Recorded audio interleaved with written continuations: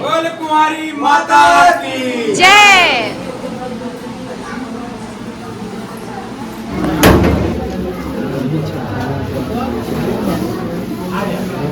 जय माता दी दोस्तों, आप सभी को हार्दिक शुभकामनाएं हैं। आज है अष्टमी का दिन और यहाँ पे आसन पे माँ विराजमान रहती थी, वो आज उठ चुकी है क्योंकि यहाँ पे हो चुका है हवन।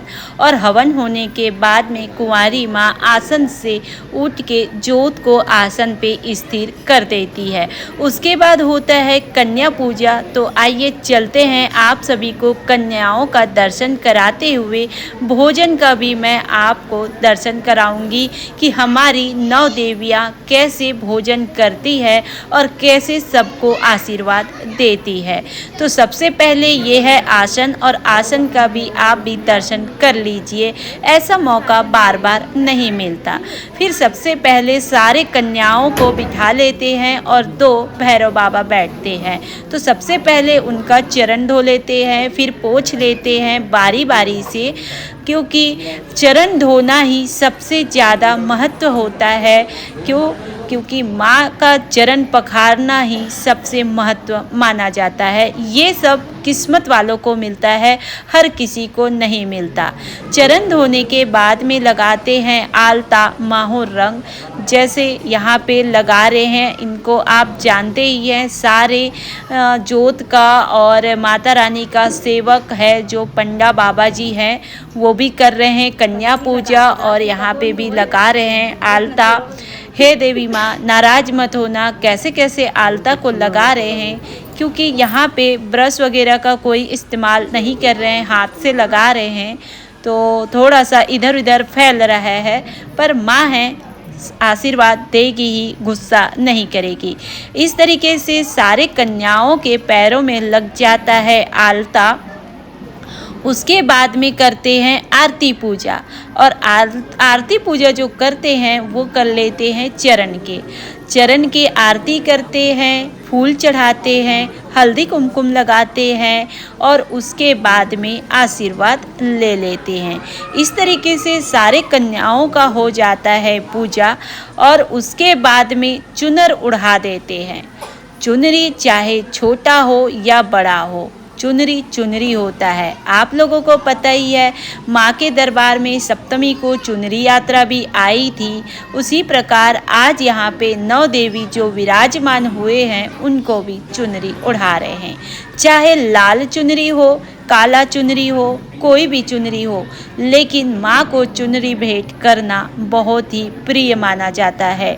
हर किसी के बस में नहीं होता कि केवल चुनरी से माँ को खुश कर दे, लेकिन जिनके श्रद्धा होती है, मन में भक्ति होता है, वो केवल चुनरी से ही खुश कर देते हैं। इस तरीके से कन्याओं का हुआ पूजा। अब आए भैरव बाबा की पूजा।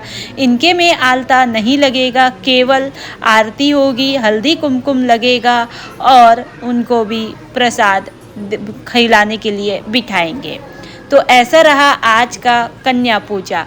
अब इसके बाद में भोजन भी वितरण होगा, उस भोजन को खाएंगे कन्याएं और उसके बाद में दक्षिणा वितरण होता है। फिर आशीर्वाद देते हुए यहाँ से जाते हैं। तो सबसे पहले पत्तल दे देते हैं, पत्तल में खाएंगे आज देवियाँ।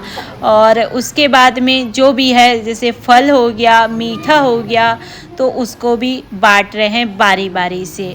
बहुत लगता है, हमें लगता है कितनी आसान कि आज माता के यहाँ क्या हो रहा होगा करके, लेकिन जो यहाँ रहते हैं उनको पता है कितना काम करना पड़ता है, कितना डांट खाना पड़ता है और कितना सुनना पड़ता है।